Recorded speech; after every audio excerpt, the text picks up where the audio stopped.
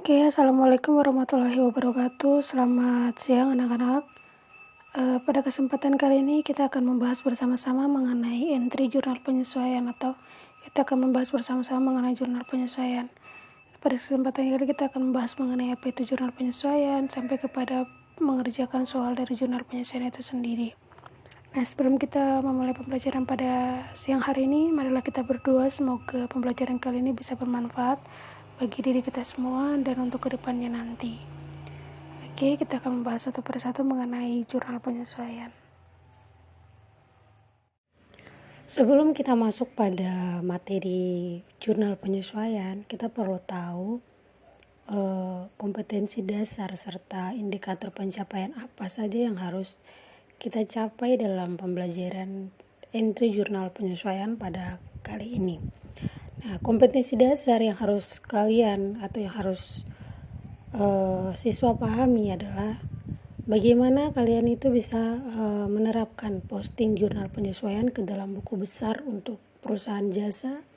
Selanjutnya kalian harus melakukan posting jurnal penyesuaian ke dalam buku besar untuk perusahaan jasa. Apa saja indikator pencapaian yang harus kalian capai pada pembelajaran kali ini? Indikator pencapaian atau tujuan pembelajaran pada kali ini adalah yang pertama, kalian mampu menganalisis daftar akun atau daftar akun pada neraca. Yang kedua, kalian harus mampu menyusun pemindahan atau posting entry jurnal penyesuaian ke dalam buku besar yang telah kalian buat. Dan yang ketiga, kalian mampu membuat daftar akun. Kalian mampu membuat daftar atau menyusun neraca setelah kalian memindahkan buku-buku besar. Dan yang keempat adalah bagaimana kalian mampu menunjukkan pemindahan atau pemostingan entry jurnal penyesuaian itu ke dalam buku besar yang telah kalian buat. Apa saja yang akan kita pelajari pada materi jurnal penyesuaian atau adjustment? Nah, pada kesempatan ini kita akan mempelajari mengenai apa itu jurnal penyesuaian. Selanjutnya kita mengetahui fungsi atau tujuan dari jurnal penyesuaian itu sendiri. Dan yang ketiga, kita mengetahui cara mengerjakan jurnal penyesuaiannya itu seperti apa. Selanjutnya yang keempat, kita sama-sama membahas kasus atau contoh-contoh soal yang ada atau yang berkaitan dengan jurnal penyesuaian. Nah, yang kelima atau yang terakhir nanti setelah kalian mempelajari mulai dari pengertian sampai kepada contoh-contoh soal yang diberikan, kalian mampu mengerjakan tugas di lembar kerja peserta didik yang telah disediakan atau yang telah disiapkan. Kita masuk pada materi yang pertama, yaitu pengertian ayat jurnal penyesuaian atau adjustment. Jadi, jurnal penyesuaian adalah proses penyesuaian tentang catatan akhir atau fakta yang sebenarnya pada akhir periode akuntansi. Jadi, intinya jurnal penyesuaian itu ketika ada transaksi-transaksi yang perlu disesuaikan atau akun-akun yang perlu disesuaikan. Ketika di neraca saldo ternyata nominalnya segini, ternyata di akhir periode ada pemakaian atau ada yang tersisa di gudang. Nah, itu perlu disesuaikan. Nah, maka dari itu jurnal penyesuaian ini berfungsi untuk menyesuaikan transaksi-transaksi yang perlu disesuaikan atau akun-akun yang perlu disesuaikan pada akhir periode akuntansi. Nah, jurnal penyesuaian ini disusun berdasarkan data dari neraca saldo dan data informasi penyesuaian di akhir periode akuntansi. Nah, tadi sudah Ibu jelaskan ya. Jadi jurnal penyesuaian ini dari mana saja datanya? Datanya itu berasal dari neraca saldo sebelum penyesuaian atau pada buku besar yang telah kalian buat, terus yang telah kalian buat suatu neraca sebelum penyesuaian dan transaksi-transaksi yang terjadi pada akhir periode. Nah, dari data-data inilah yang nanti akan disesuaikan di dalam jurnal penyesuaian. Jurnal penyesuaian sendiri merupakan jurnal yang dibuat dalam proses pencatatan perubahan saldo dalam beberapa akun sehingga saldo mencerminkan jumlah saldo yang sebenarnya. Jadi, ketika kita telah menyesuaikan transaksi atau akun-akun yang telah kita buat, maka nanti akan kita temukan atau temukan atau kita dapatkan saldo yang sebenarnya pada akhir periode akuntansi nanti. Jadi, jurnal penyesuaian ini digunakan untuk mencatat transaksi yang sudah terjadi. Transaksi yang sudah terjadi namun belum dicatat atau belum tercatat pada periode akhir periode akuntansi. Jadi misalkan kita melakukan transaksi perlengkapan di awal atau di pertengahan tahun, ternyata pada akhir tahun atau akhir periode akuntansi masih ada perlengkapan yang tersisa namun belum tercatat. Nah, disinilah jurnal penyesuaian itu digunakan untuk menyesuaikan transaksi-transaksi yang sudah terjadi namun belum tercatat. Namun, ayat jurnal penyesuaian ini juga digunakan untuk mencatat transaksi yang sudah dicatat. Yang sudah dicatat namun masih memerlukan koreksi atau masih memerlukan perubahan-perubahan agar nantinya nilainya itu sesuai dengan keadaan yang sebenarnya atau keadaan nyatanya atau faktanya pada akhir periode akuntansi nanti. Jurnal penyesuaian baik perusahaan jasa, jurnal penyesuaian baik perusahaan jasa maupun perusahaan dagang, pembuatannya atau pelaksanaannya itu dilakukan setiap akhir periode akuntansi atau katakan saja kita lakukan setiap tanggal 31 Desember misalkan. Contoh jurnal penyesuaian yang dibuat untuk transaksi-transaksi itu seperti beban dibayar di muka, itu kita buat untuk jurnal penyesuaian, beban dibayar di muka, pendapatan diterima di muka, selanjutnya ada pemakaian perlengkapan, selanjutnya ada pendapatan yang masih harus diterima, dan selanjutnya ada beban yang belum dibayar dan penyusunan aktiva tetap. Nah, ini nanti akan kita bahas satu persatu mulai dari beban dibayar di muka sampai kepada penyusunan aktiva tetap untuk jurnal penyesuaian. Selanjutnya ada fungsi atau tujuan dari jurnal penyesuaian. Di sini ada dua fungsi dari jurnal penyesuaian sendiri. Fungsi yang pertama adalah menetapkan saldo akun catatan akun buku besar pada akhir periode. Kenapa harus menetapkan saldo akun catatan akun buku besar pada akhir periode? Ini dilakukan sehingga nantinya setiap perkiraan saldo real, khususnya perkiraan harta dan perkiraan kewajiban itu menunjukkan jumlah yang sebenarnya atau jumlah yang sama atau biasa kita katakan balance. Yang kedua, ada fungsi jurnal penyesuaian yaitu menghitung setiap perkiraan nominal atau perkiraan dari pendapatan dan beban yang sebenarnya selama periode yang bersangkutan atau selama periode yang berjalan. Selanjutnya ada cara mengerjakan jurnal penyesuaian. Ada beberapa tahap di sini. Yang pertama adalah pemakaian perlengkapan. Nah, jenis penyesuaian pemakaian perlengkapan ini ketika saldo perlengkapan di neraca saldo itu tidak sesuai dengan keadaan yang sebenarnya pada akhir periode. Misalkan masih ada perlengkapan yang tersisa di gudang sebesar sekian, nah itu perlu disesuaikan. Jurnal penyesuaiannya apa? Yaitu beban perlengkapan terhadap perlengkapan. Yang kedua ada piutang pendapatan atau pendapatan yang masih harus diterima. Pendapatan yang masih harus diterima ini adalah ketika perusahaan itu telah mengerjakan sesuatu tetapi belum menerima haknya. Nah, itu perusahaan itu akan masih menerima pendapatannya yang harus diterima walaupun dia sudah mengerjakan pekerjaannya. Nah, ini kita mendebit piutang, semisal piutang pendapatan atau piutang apa terhadap pendapatan yang masih harus diterima. Yang kedua ada utang beban atau beban yang masih harus dibayar. Misalkan perusahaan menyewakan gedung atau menyewakan sewa atau asuransi seperti itu, ternyata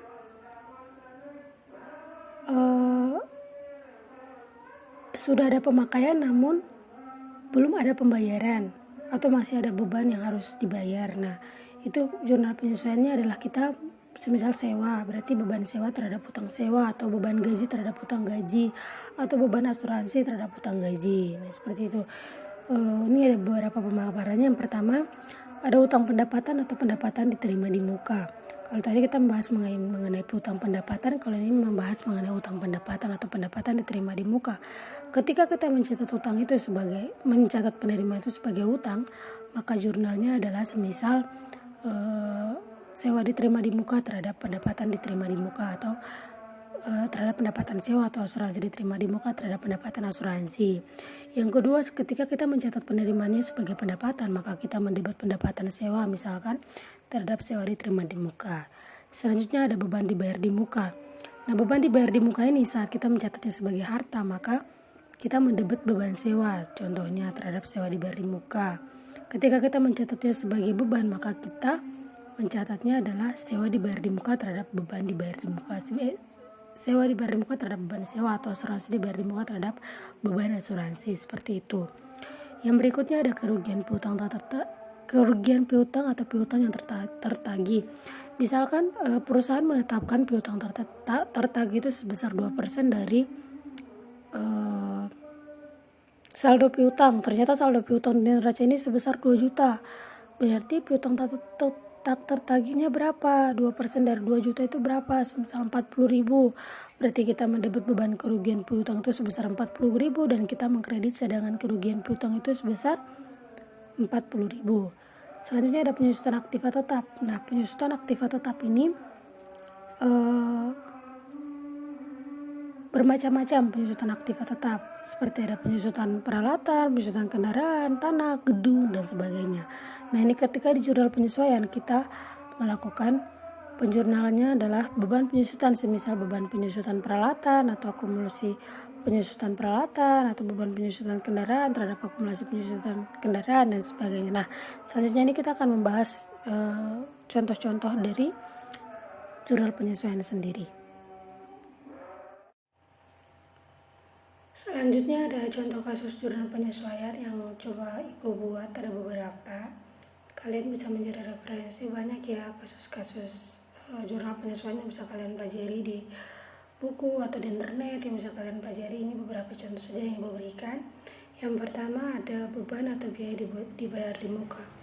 Berbicara tentang beban atau biaya dibayar di muka ini terjadi ketika perusahaan itu seringkali telah membayar beban untuk periode mendatang.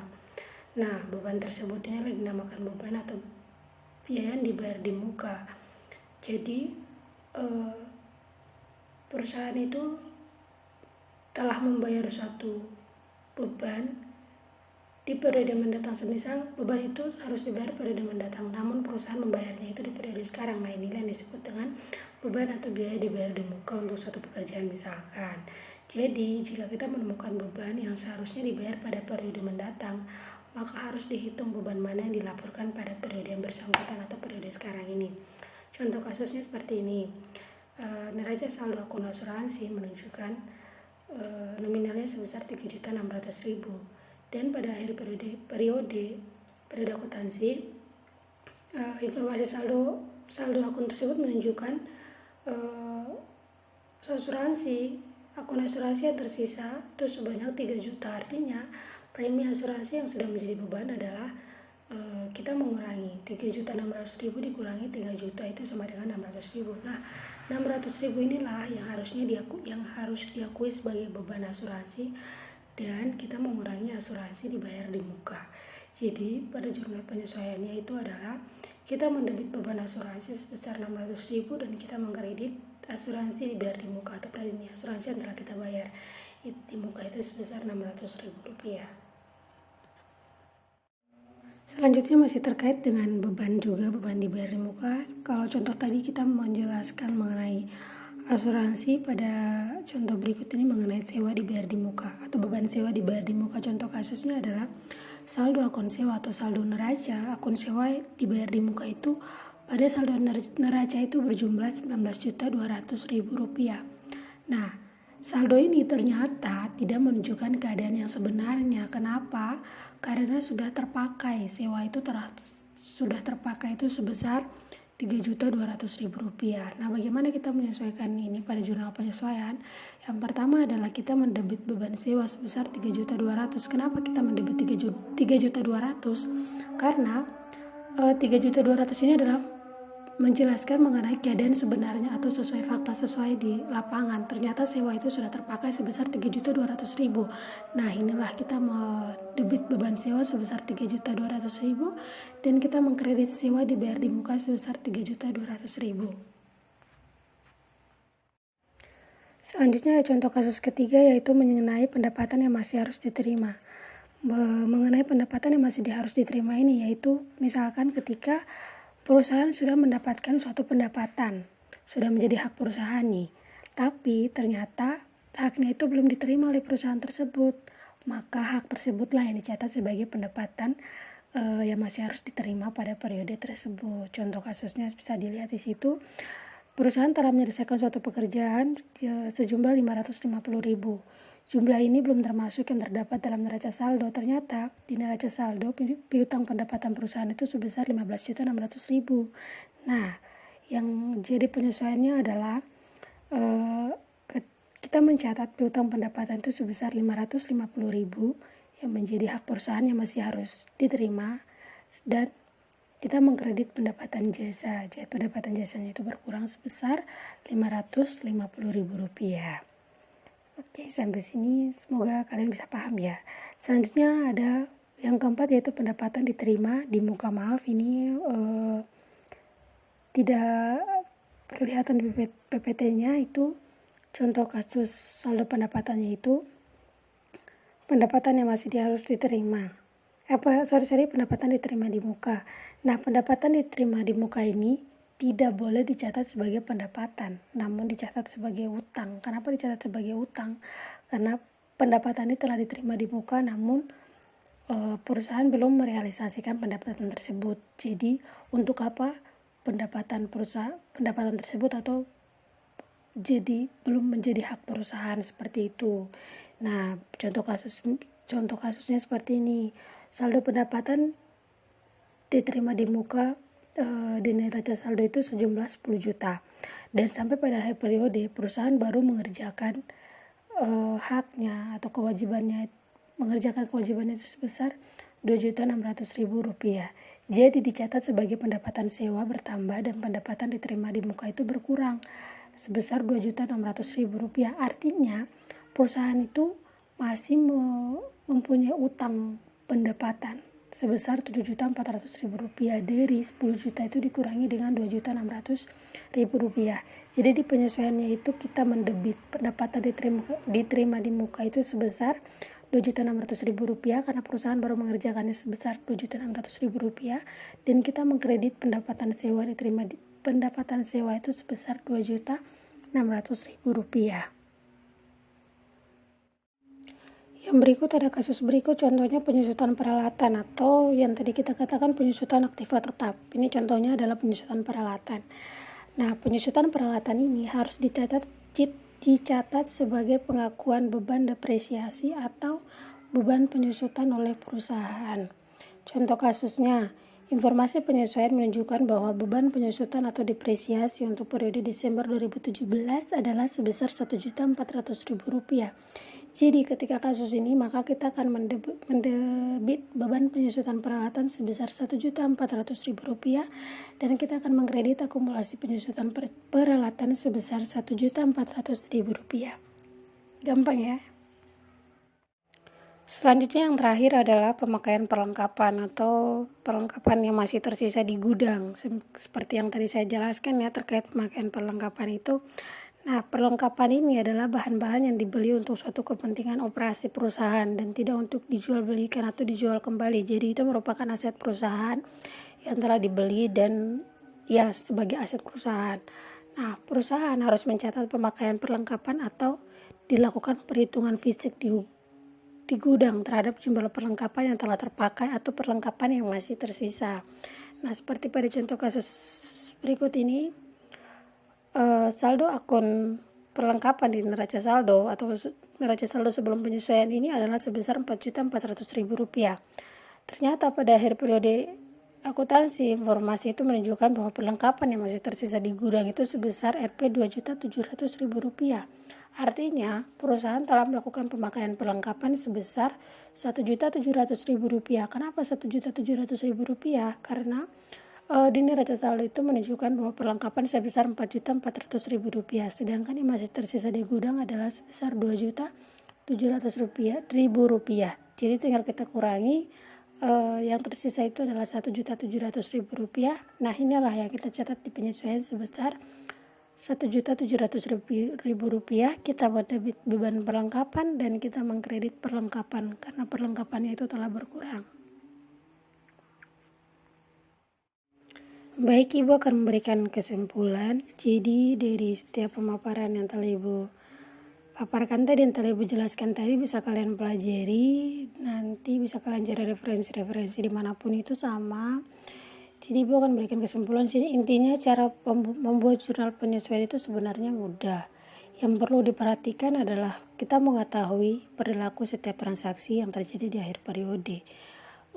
Dan juga kita mengetahui aturan dari debit kreditnya itu sendiri dalam akuntansi sebagai dasar bagaimana kita akan menyusun ayat jurnal penyesuaian itu sendiri. Jadi ketika kita telah mengetahui perilaku atau mengetahui setiap fisik dari transaksi-transaksi yang telah terjadi itu, maka kita bisa membuat jurnal penyesuaian dengan kita mengetahui aturan dari debit kredit yang telah mungkin kita telah mempelajarinya selama ini.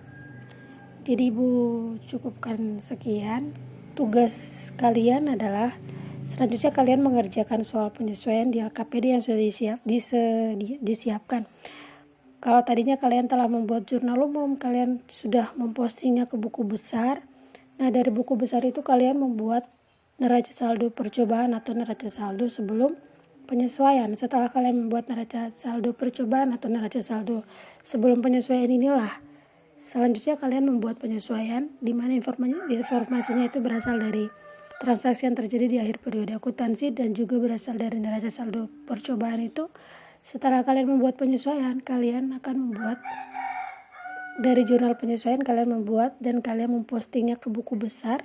Setelah kalian mengurangi dan nilai akhirnya itulah kalian memposting lagi kembali kepada jurnal penyesuaian, neraca saldo setelah penyesuaian. Oke, terima kasih. Kita akhiri pembelajaran pada hari ini mengenai jurnal penyesuaian. Semoga kalian bisa mengerjakan soal di LKPD yang telah disiapkan. Nanti kita akan membahas bersama-sama pada pertemuan berikutnya. Semoga pembelajaran kali ini bermanfaat bagi diri kita dan bermanfaat juga untuk kedepannya nanti. Terima kasih dan sampai jumpa pada pertemuan berikutnya.